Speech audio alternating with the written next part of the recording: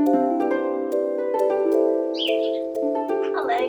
welcome to my garden. So it's a beautiful spring day here and it really feels like everything is starting to come to life.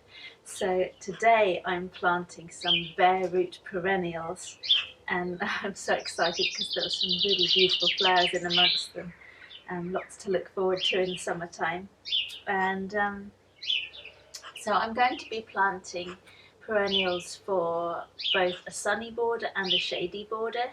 So for the sunny border, I've got the most gorgeous delphiniums, which I just love growing.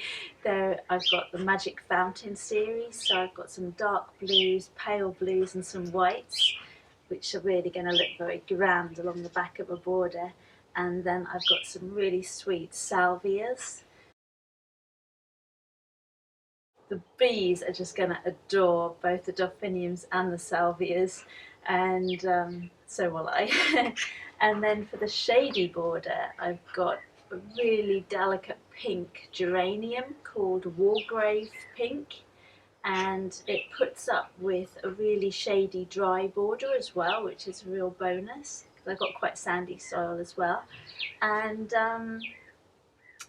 I've got a beautiful one for the shady border as well that I call Broken Heart, but it's Descenta spectabilis. Sounds like something Harry Potter would say. But they've got branches with really sweet hanging little flowers, like little hearts all along the branches. Really beautiful. So let's get planting.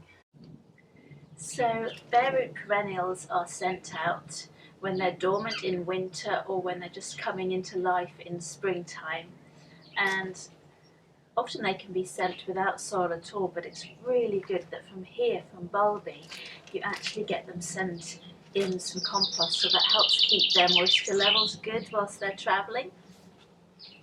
And so it's rather like the lucky dip that you start rummaging in the compost and then you find a little wonderful plant that comes out. Oops, got two. So they're funny looking things. Is the plant going to be growing? And here are all the lovely healthy roots.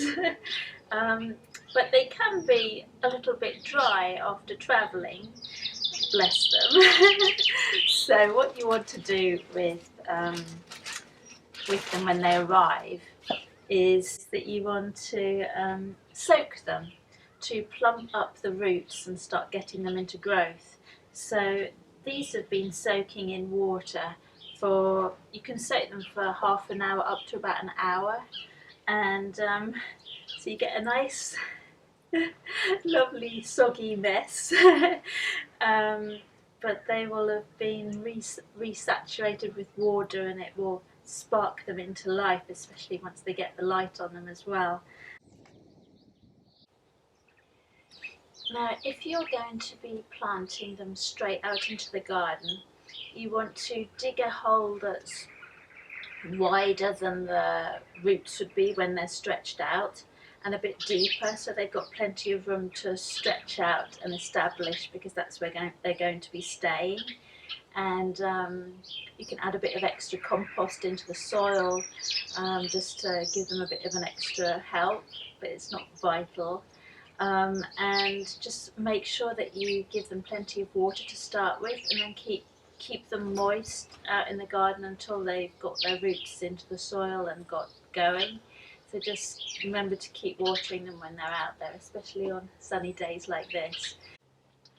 So I like to start off my bare root perennials in pots, just because I like to keep a bit of an extra eye on them. I have a lot of slugs in my garden and they just love new, fresh, juicy foliage on young plants. So I like to keep the slugs away until the plants have established a little bit and got a bit stronger and more resilient. And then I plant them out into my garden in May time. So what you'll want to do is have, you can even mix your own garden soil in the compost. They don't need really rich soil. So you want to fill your pot about half full with your compost or compost mixed with garden soil, and then you want to get your lovely soggy little new plant, and it's got a lot of lovely healthy roots, which is fantastic. It's going to be a really good plant.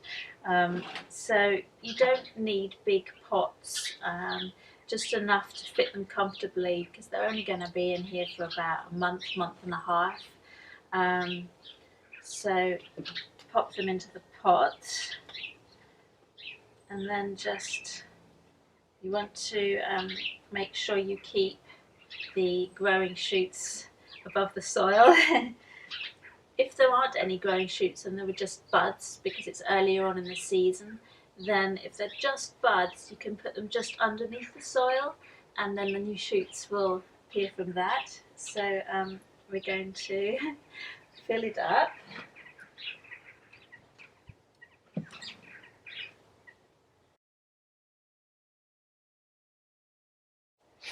So once they're all potted up, I'm going to give them another drink and then put them somewhere bright and sheltered. They don't have to be in really strong direct sunlight to start with, but just somewhere sheltered and light to get them starting to come into growth.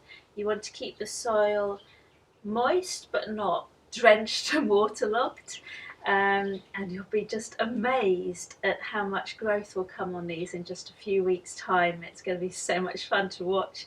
And then come May, I'll plant them out in the garden.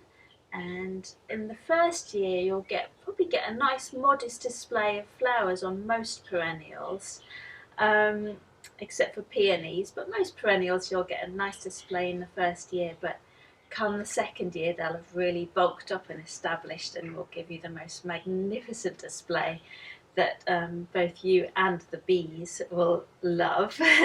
So I wish you happy planting, and look forward to seeing you in my garden again soon. Bye.